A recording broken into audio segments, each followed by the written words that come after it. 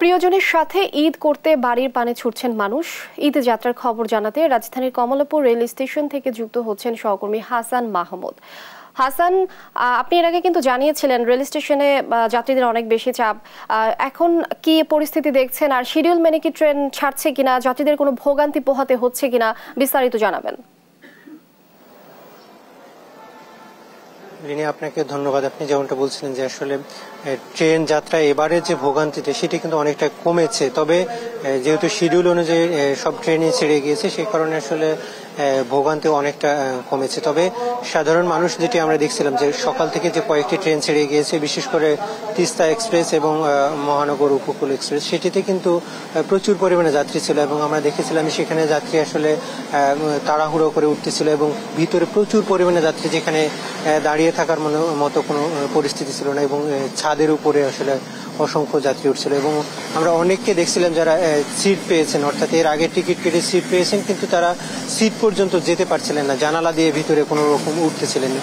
এরকম কিছুটা ভোগান্তি আসলে আজকে পেতে হয়েছে। যে আপনি জানেন যে আজকে যেহেতু সবশেষ দিন ঈদ যাত্রার এবং আজকে আসলে সব যাত্রীকে নিয়ে যাবেন বলে রেলওয়ের পক্ষ থেকে বলা হয়েছে এবং কিছুক্ষণ পরে, অর্থাৎ এখন থেকে আর 15 মিনিট পরে খুলনাগামী যে সুন্দরবন এক্সপ্রেস সেটি কিন্তু ছেড়ে যাবে। সেটিতেও কিন্তু ইতিমধ্যে প্ল্যাটফর্মে এসেছে এবং সেটি সময় মতো ছেড়ে যাবে বলে মনে করছেন। এর বাইরে আসলে বুড়িমারি এক্সপ্রেস যেটি যে কুড়িগ্রাম লালমনিরহাট মুখে যে ট্রেনটি, সেটিও কিন্তু 8টা 45-এর দিকে ছেড়ে যাবে, সেটিও যদি এখন পর্যন্ত প্ল্যাটফর্মে এসেনি, তবে সময় মতো ছেড়ে যাবে বলে ধারণা করছেন এখানকার কর্মকর্তারা। তবে এবার যেহেতু সব ট্রেনের আসলে টিকিট অনলাইনে ছাড়া হয়েছে এবং ফলে সাধারণ মানুষের কিছুটা টিকিট কাটতে যে ভোগান্তি সেটি কিন্তু ছিল না এবং আমরা দেখছিলাম যে 25% যে স্ট্যান্ডিং টিকিট দেওয়ার কথা সেটি কিন্তু স্ট্যান্ডিং টিকিট দেওয়া হয়েছে এবং রেলওয়ে কর্তৃপক্ষ কয়েক ধাপে আসলে পরীক্ষা করে, অর্থাৎ টিকিট চেকিং করে যাত্রীদেরকে প্ল্যাটফর্মে ঢুকতে দিচ্ছিলেন।